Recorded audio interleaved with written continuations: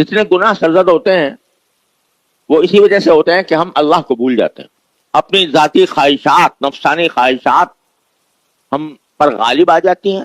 اگر اللہ کی یاد دل میں ہوتی اور اگر اللہ تبارک و تعالیٰ کے سامنے پیش ہونے کا احساس دل میں ہوتا تو پھر کبھی بھی انسان سے گناہ نہ ہوتا. خاص طور پر وہ گناہ جو تنہائی میں کیے جاتے ہیں، یہ اللہ تعالیٰ تک پہنچنے کا بہت ہی آسان اور بہت مختصر راستہ ہے. قرآن کریم کی ایک آیت ہے جس پر میں پہلے کئی ہفتوں بیان کر چکا ہوں. اللہ تبارک و تعالیٰ اس میں فرماتے ہیں کہ یا ایھا الذین آمنوا اذکروا اللہ ذکرا کثیرا وسبحوہ بکرۃ واصیلا. اے ایمان والو، اللہ کا کثرت سے ذکر کیا کرو، اللہ کو کثرت سے یاد کیا کرو، اور صبح و شام اس کی تسبیح کیا کرو. تسبیح کرنے کا معنی یہ کہ اس کو سبحان اللہ کہا کرو، سبحانہ و تعالی کہا کرو. تو اللہ تبارک و تعالی کا کثرت سے ذکر کرنے کا حکم دیا ہے اللہ جل جلالہ نے ہم سب بندوں کو. جو ایمان لے آئے ہیں ان سے یہ کہا ہے کہ تم میرا کثرت سے ذکر کرو. اس کی کیا وجہ ہے وہ میں پہلے اس پر تفصیل سے بات کر چکا ہوں. اس میں اللہ تعالیٰ کا کوئی فائدہ نہیں ہے، یہ ہمارے ہی فائدے کے لیے یہ بات کہی گئی ہے. اس لیے کہ انسان سے جتنی غلطیاں گناہ ہوتے ہیں وہ اس وجہ سے ہوتے ہیں کہ اللہ کو بھول جاتا ہے. اگر اللہ تبارک و تعالیٰ کی یاد دل میں ہو اور اس کا ذکر زبان پر ہو تو اس صورت میں انسان کو وہ گناہ کے ارتکاب سے روکتا ہے. جتنے گناہ سرزد ہوتے ہیں وہ اسی وجہ سے ہوتے ہیں کہ ہم اللہ کو بھول جاتے ہیں. اپنی ذاتی خواہشات، نفسانی خواہشات ہم پر غالب آ جاتی ہیں اور ان کے غالب آنے کی وجہ سے اللہ تبارک و تعالیٰ کی یاد دل سے کم از کم اس وقت ختم ہو جاتی ہے جس وقت میں گناہ کا ارتکاب ہو رہا ہے. کیونکہ اگر اللہ کی یاد دل میں ہوتی اور اگر اللہ تبارک و تعالیٰ کے سامنے پیش ہونے کا احساس دل میں ہوتا کہ مجھے اللہ کے سامنے پیش ہونا ہے اور اس کے اپنے ہر قول و فعل کا مجھے جواب دینا ہے، حساب دینا، تو پھر کبھی بھی انسان سے گناہ نہ ہوتا. خاص طور پر وہ گناہ جو تنہائی میں کیے جاتے ہیں اس کے بارے میں سوچو کہ اگر وہ گناہ جو تم تنہائی میں کر رہے ہو اس وقت تمہارا باپ تمہیں دیکھ رہا ہو، تمہارا استاد تمہیں دیکھ رہا ہو، تمہارا کوئی دوست تمہیں دیکھ رہا ہو، پتا ہے تمہیں کہ مجھے دیکھ رہا ہے، کیا اس وقت وہ گناہ کرو گے؟ نہیں کرو گے، کیونکہ پتا ہے کہ مجھے دیکھ رہا ہے اور میری بدنامی ہو جائے گی ساری دنیا میں. باپ اگر دیکھ رہا ہے تو میری پٹائی کر دے گا، استاد دیکھ رہا ہے تو پٹائی کر دے گا، اور کوئی دوست اگر دیکھ رہا ہے تو ساری دنیا میں مجھے ذلیل کرے گا کہ اس کو میں نے یہ کام کرتے ہوئے دیکھا. تو جب یہ تصور ہوتا ہے تو آدمی گناہ سے بچ جاتا ہے. لیکن وہ علیم و خبیر ذات جو ہر وقت ہر آن تمہیں دیکھ رہی ہے، کوئی لمحہ خالی نہیں ہے جس میں تم اللہ تعالیٰ کی نگاہ میں نہ ہو. ان اللہ بصیر بما تعملون، جو کچھ کرتے ہو اللہ تعالیٰ دیکھ رہا ہے. تو کتنی عجیب بات ہوگی کہ باپ دیکھ رہا ہو تو نہیں کروں گا، استاد دیکھ رہا ہو تو نہیں کروں گا، میرا کوئی دوست دیکھ رہا ہو تو نہیں کروں گا، میرا کوئی بھائی دیکھ رہا ہے تو نہیں کروں گا، اللہ دیکھ رہا ہے تو کروں گا. یہ کیا بات ہوئی؟ یہ اس لیے ہوئی کہ اللہ تبارک و تعالیٰ کی موجودگی کا احساس،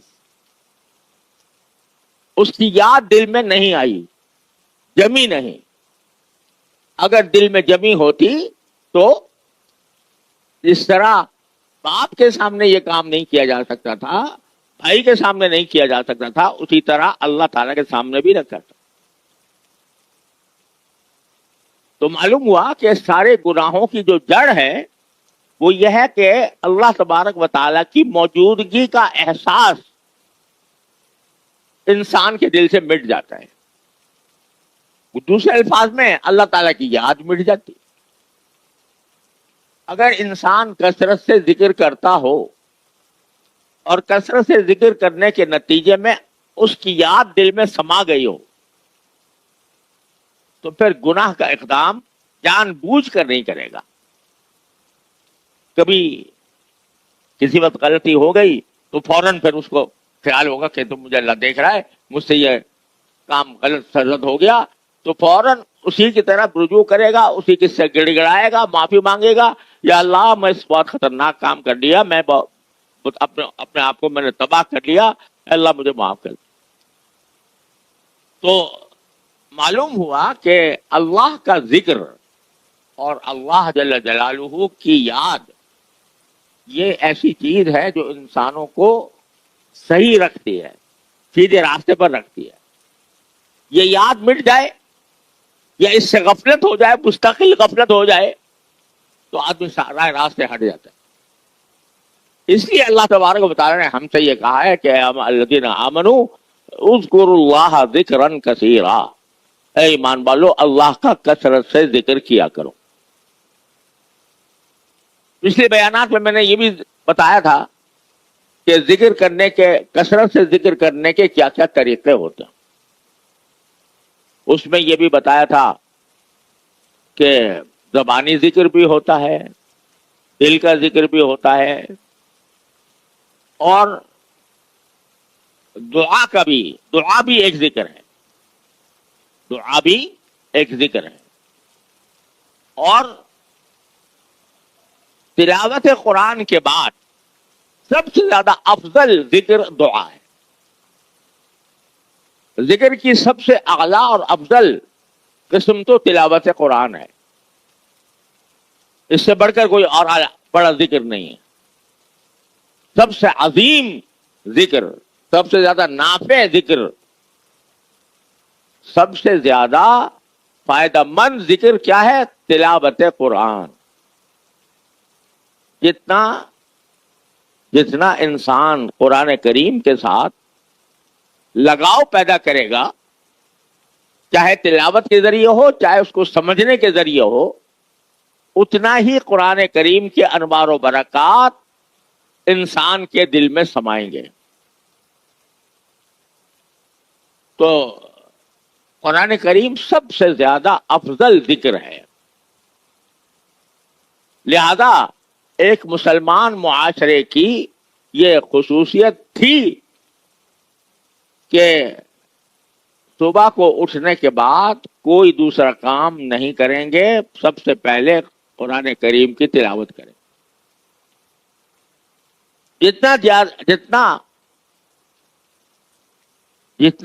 قرآن کی تلاوت زیادہ ہوگی اتنی ہی دل میں اللہ تبارک و تعالیٰ کی عظمت و محبت ترقی کرے گی، روحانیت ترقی کرے گی.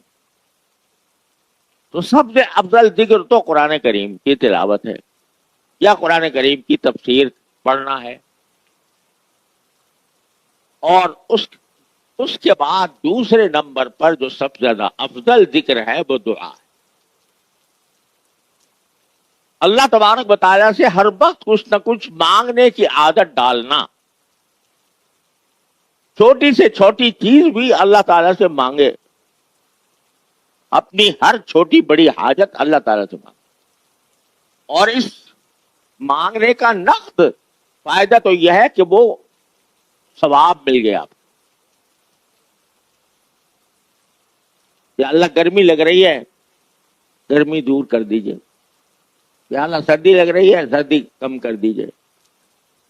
یا اللہ میں کہیں جانا چاہتا ہوں، اچھی سواری مجھے عطا فرما دیجیے، سواری میں بیٹھ گیا ہوں تو یا اللہ مجھے عافیت کے ساتھ منزل تک پہنچا دیجیے، گھر میں داخل ہو رہا ہوں تو یا اللہ میں سب کو عافیت کے ساتھ پاؤں، سامنے کھانا آ گیا ہے تو یا اللہ میں اس کو شکر کے ساتھ کھاؤں، مجھے شکر ادا کرنے کی توفیق عطا فرمائی۔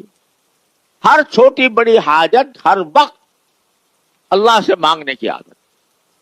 رسول کریم سرورت عالم صلی اللہ علیہ وسلم کا ارشاد ہے کہ اگر تمہارے جوتے کا تسمہ بھی ٹوٹ جائے تو اللہ سے مانگو۔ عجیب بات فرمائے، جوتے کا تسمہ ٹوٹ گیا تو کہو کہ یا اللہ میرے جوتے کا تسمہ ٹوٹ گیا ہے، ٹھیک کر دی۔ حالانکہ ظاہر ہے جب جوتے کا تسمہ ٹوٹ گیا تو اس کو جوڑنے کے لیے کوئی فکر کرے گا آدمی؟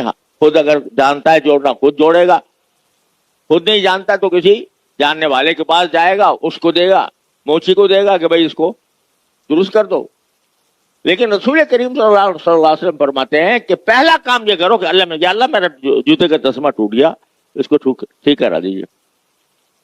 پہلا کام یہ کیوں؟ اس لیے کہ اگر تم دعا کے بغیر، اللہ سے مانگے بغیر جوتے کا تسمہ ٹھیک کرنے کے لیے خود کوشش کرو تو پتہ نہیں تم سے بنے یا نہ بنے۔ اور اگر تم کسی موچی کی تلاش میں ہو، موچی ملے یا نہ ملے، اور ملے تو تم سے کوئی ایسا مطالبہ کر دے کہ جی میرے پاس تو بہت کام ہے میں نہیں کر سکتا، اور اگر مطالبہ کر دے کہ بھائی کیونکہ میرے پاس کام زیادہ ہے لہذا بہت پیسے لوں گا، تم دے نہ سکو، تو سارے جو اسباب ہیں وہ دھرے کے دھرے رہ جائیں گے۔ لیکن جب اللہ سے مانگا کہ یا اللہ اس کو میرا ٹھیک کرا دیجئے، تو اللہ تعالیٰ ہی مسبب الاسباب ہے، وہ اسباب پیدا فرمائے گا۔ لہذا جوتے کا تسمہ ٹوٹنے پر بھی اللہ تبارک و تعالیٰ کو پکارنے کا حکم دیا نبی کریم سرورت عالم صلی اللہ علیہ وسلم۔ یہ بات تو ایک مثال کے طور پر فرماتی نا آپ نے کہ مثال سے تمہارا جوتے کا تسمہ ٹوٹ گیا، کپڑا پھٹ گیا، اس پر بھی یہ صادق آتی ہے، اور کوئی نقصان ہو گیا اس پر بھی بات صادق آتی ہے، یا اللہ میرا نقصان ہو گیا مجھے اس کی تلافی کر دیجیے۔ دعا کا کثرت سے مانگنا اور مانگتے رہنا یہ اللہ تعالیٰ تک پہنچنے کا بہت ہی آسان اور بہت مختصر راستہ ہے۔ جتنا بندہ دعا زیادہ کرے گا اتنا ہی اللہ کا قرب حاصل ہوگا۔ اللہ تبارک و تعالی زیادہ مانگنے سے اکتاتا نہیں ہے، جبری تو ہر وقت مانگتے ہی رہتا ہے۔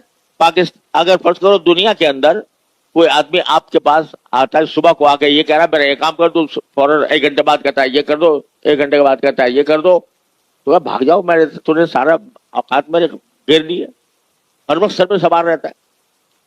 لیکن اللہ تبارک و تعالیٰ سے اگر مانگتے رہو مانگتے رہو مانگتے رہو، جتنا چاہو مانگو، وہ کہتے ہیں کہ میں مانگنے پر خوش ہوتا ہوں، بندے کے مانگنے سے میں خوش ہوتا ہوں، اور اتنا خوش ہوتا ہوں کہ بندے کو اپنا قرب عطا کرتا ہوں۔ جتنا مانگو گے اتنا ہی اللہ تعالیٰ کا قرب حاصل ہوگا۔ اذا سألک عبادی انی فانی قریب، جب میرے بندے مجھ سے مانگے تو میں قریب ہوں، یعنی مانگنے کے نتیجے میں تمہیں میرا قرب حاصل ہو جائے گا۔ اللہ تعالیٰ نے ایسا دروازہ کھولا ہوا ہے ہمارے آپ کے لیے دعا کا۔